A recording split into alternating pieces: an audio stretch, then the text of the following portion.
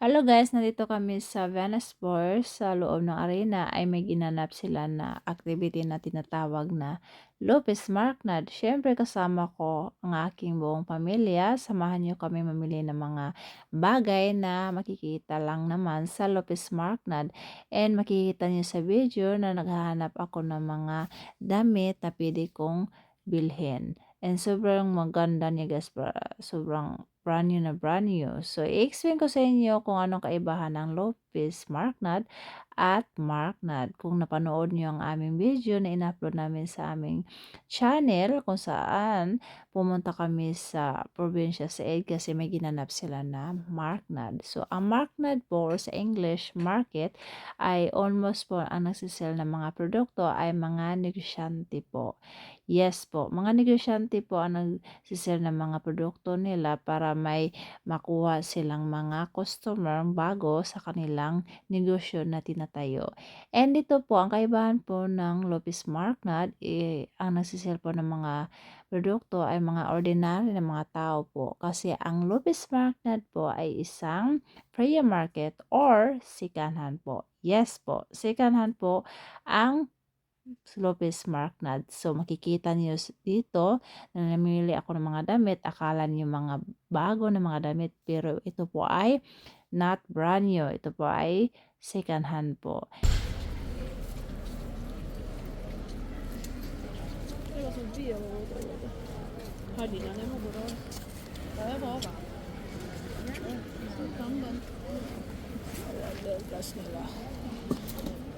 Okay.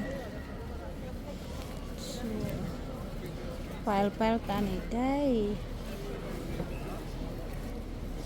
Okay, proceed tayo sa ibang mga bagay na pwede nating hanapin. So, makikita ninyo sa left side, mayroon silang mga iba't ibang mga bagay na pwede nyong bilhin like mga damit, mga old na mga lata na pwede nyong gamitin sa kusina kung gusto nyo mag-save ng mga bigas. And sa right side, kung mayroon kayong newborn babies, mayroon din silang mga gamit para sa mga bata na newborn. And sa left side, makikita niyo may mga gamit para sa mga bata. And makikita din niyo mayroon din silang para sa sasakyan. Sobrang ganda, 800 kroner lang. Sobrang ganda ng mga gamit ito guys. So ngayon, maghanap ako ng mga damit para sa mga anak ko guys. Kaya need nila ng mga flexible na mga jeans. So, makikita niyo dito na iba't iba ang sinisell nila. And then, may 10 crowns ang bawat isa guys. So, iba-iba ang mga presyo din. Iba-iba din ang mga sizes. Ang pinakamaganda dito sa kanila, sa Lopez Marknad, ay nilalagay na nila sa iba't ibang carton ang mga sizes ng mga damit. So, it's easy na lang sa atin na maghanap ng mga damit na gusto nating bilhin. So, naghahanap ako guys para sa mga anak ko. Pim kroner siya. Arc is lahat 5 crowns ang pagsisil nila. Sinisil nila for 5 crowns, so equivalent to 25 pesos.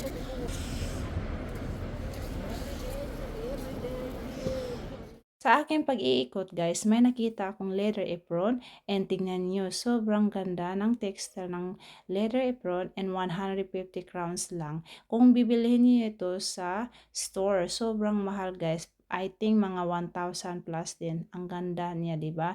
And then may nakita din akong protection na damit o anong tawag nito na pwede niyo gamitin kung pupunta kayo sa dagat. And meron silang mga gamit din dito tulad ng ganito kung gusto niyo bumili ng mga bag.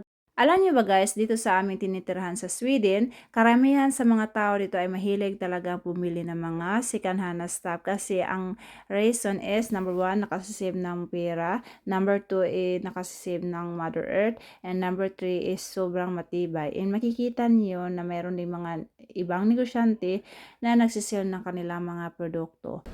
Look, ang laki ng teddy bear. So, meron din po silang pang bata. Kung may mga bago kayong babies na ganyan, mga upuan, lamisa, cookies nila.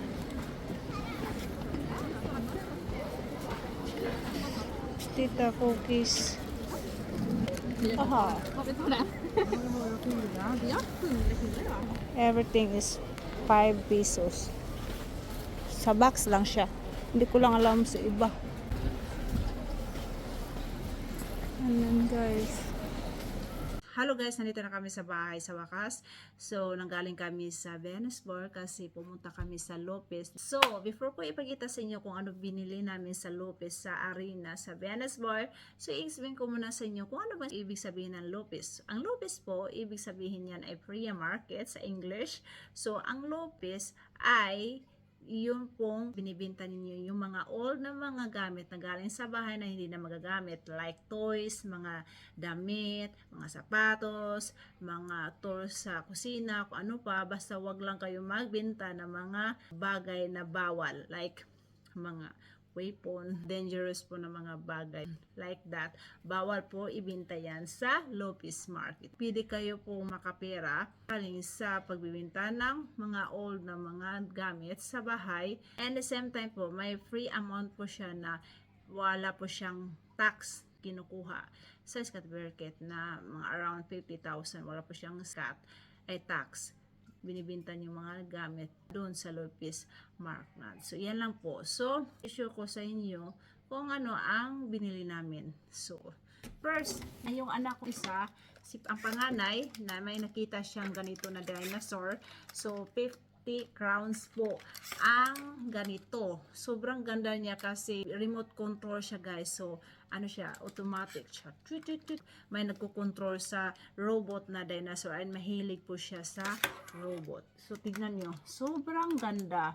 At para siyang bago kahit na ginamit na siya sa tagal. Tignan nyo. May fear control and dinosaur. Sobrang ganda, guys. And the same time, yung anak kong bunso ay may pinili din siya na brand new siya na helicopter guys. Ito ay brand new and sinulod siya sa anong tawag nito, sa karton.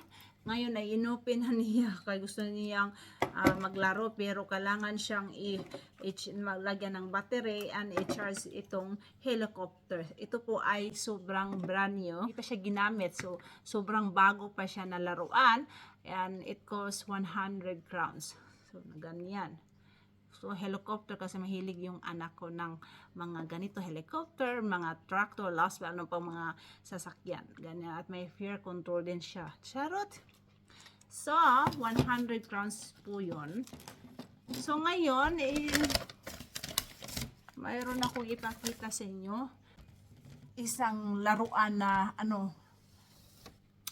free.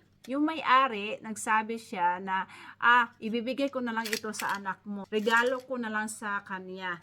Huwag mo na lang siyang bayaran. Sobrang bait ng matanda kanina. May-ari ng mga laruan. Sobrang bait niya. So, binigay na lang sa anak ko, sa bunso ko. Kasi yung anak ko gusto ng ganito. Sabi ko sa anak ko na, wag na lang ng ganyan na kasi meron ka sa bahay. Yung ganito na malaki-laki. Ito kasi maliit siya eh. And the same time, may binili din ang asawa ko na surprise galing sa kanya. Ito. Sobrang cute niya guys. Tignan niyo. Tita! It's decoration sa bahay. Upuan siya guys na base na upuan. Charot. Para panglagay ng bulaklak dito. So wala akong example. Ito. Tignan niyo. Bulaklak. Decoration ito sa bulaklak. So, sobrang ganda niya, guys. So, kukuha ako ng bulaklak. Tignan niyo. Ang cute niya.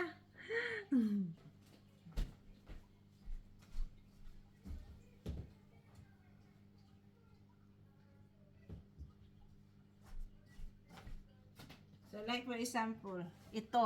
Example, ito na lang. So, ilalagay natin na ganyan. Siya, guys. Ay. Kaya kay cactus guys. Example lang siya guys. Pero talagang lagayan talaga yan ng bulaklak. So ganyan. Char. Wow. Super ganda guys. Ang ganda niya. Ang cute niya. Tignan nyo. Sobrang cute. Galing ng asawa ko. Binili niya tag. Siya. 55 crowns. So sobrang ganda niya.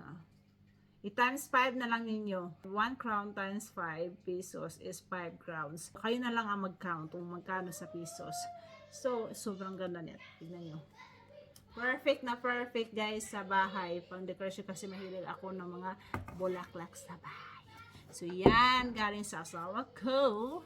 Kasi iba-iba kasi yung nagsisil na mga gamit guys. Hindi lang mga laruan. So, may nakita ako isang may-ari na babae na, oh my God, sobrang ganda ng damit niya na binibenta niya. At sobrang mura guys. Alam nyo guys, na pagtingin ko sa mga damit niya, wow, ang ganda. Parang mamahalin na mga damit. So, pumunta ako doon at tiningnan ko, ay yung nakalagay doon na presyo is 20 crowns. So, i-times 5 mo yan sa 100 pesos. So, ako, tinignan ko kung ano ba yung mga damit na sinisell niya. So, pagtagal, mga 5 minutes ko, sobrang tagal kong mag-decision kung anong bibilin ko. So, nag-decision na siya na 10 crowns na lang yung damit ko. So, 10 crowns guys, naging 50 pesos na lang. Ito, tawa.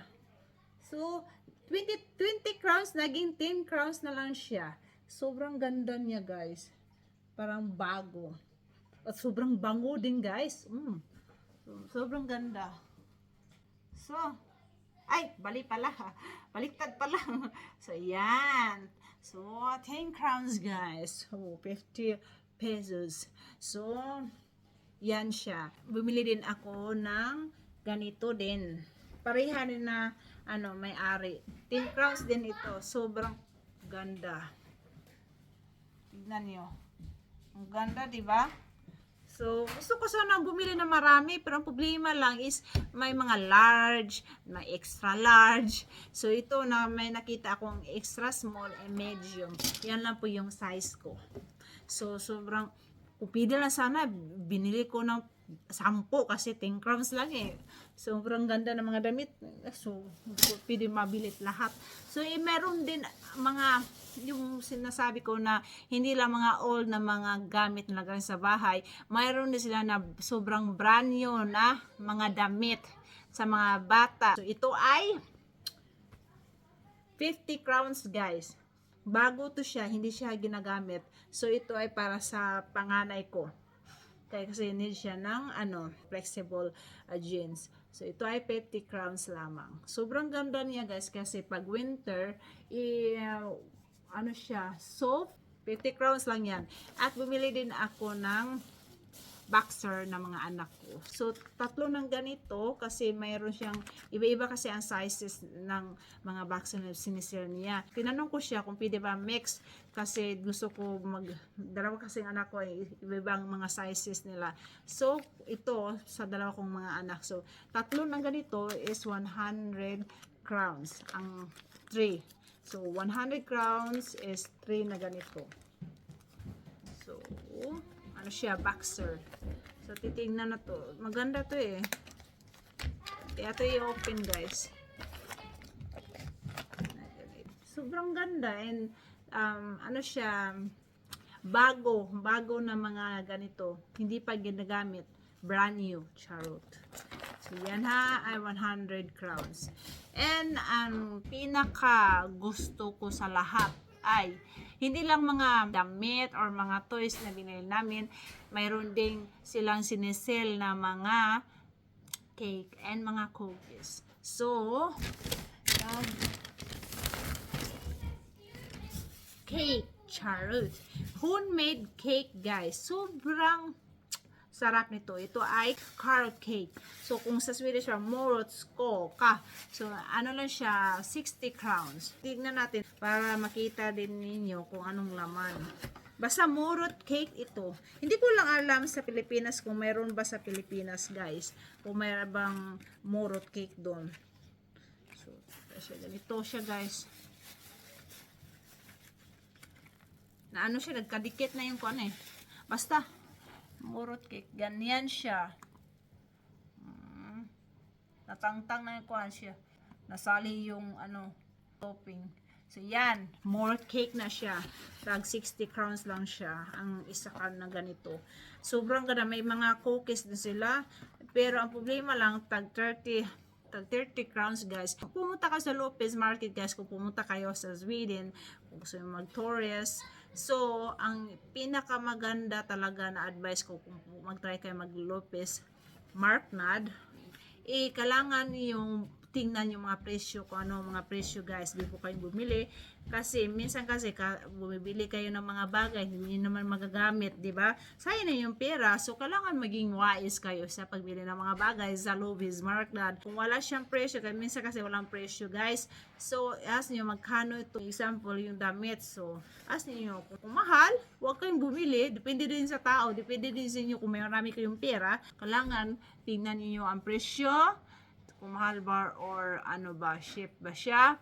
Pangalawa, kung walang presyo na nakalagay, ask niyo muna may-ari para alam niyo kung anong presyo before kayo bumili. Para avoid sa mga mahaling mga bagay. Sayang pira guys, kailangan wise ka dito sa ibang bansa. And the same time, enjoy mo lang yung tingin-tingin. Kung wala ka talagang masyadong pera, katulad namin, kunti lang, so tingin-tingin kami, bumili na lang kami ng mga bagay-bagay kasi sayang naman, nandun na din kami, sayang din yung diesel namin, and the same time mga gamit na sobrang hindi mahal siya, sobrang perfect sa budget mo. And the same time guys, yung iba nga mga 2 crowns na nakalagay, 1 crown, sobrang nag-down ng presyo. So ganyan. Pwede kayo makapira sa pag-sell ng mga old na mga gamit mo sa bahay. Ganyan ang tao ng Lopez. So, yan ang bilhin namin guys. So, pero ito talaga sobrang picture na guys. Nice kayo. Uwi kayo ba? Before ko mag-end ng video nito, mag-subscribe kayo sa aming video kung gusto niyo para updated kayo sa mga video namin sa pag-upload. Next namin pag-upload. And thank you sa pag-watch. I hope na mayroon kayong natutunan. Charot. Ito bang magsasalita ako, talagang nahihirapan minsan ako magtagalog kasi galing ako sa Mindanao. So, Bisaya yung ano ko, dialect. Charos. Before ako mag-end, yung anak ko, sobrang busy na niya guys. Mama! So, magpa-picture sa man ako. So, ganito. Charot. So, ganyan. So, ito na guys. So, pasaway talaga ako. So, ito, sobrang ganda. Para siyang Flores de Mayo. Charot. So, sobrang ganda niya guys. Pa-picture.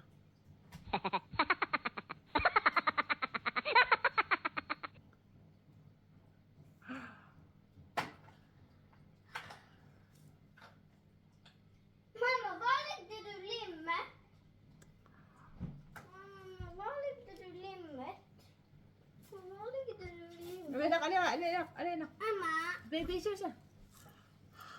Ama. Wait. Ito. Ala. Ha? Ala. Ay, hindi bisa ko.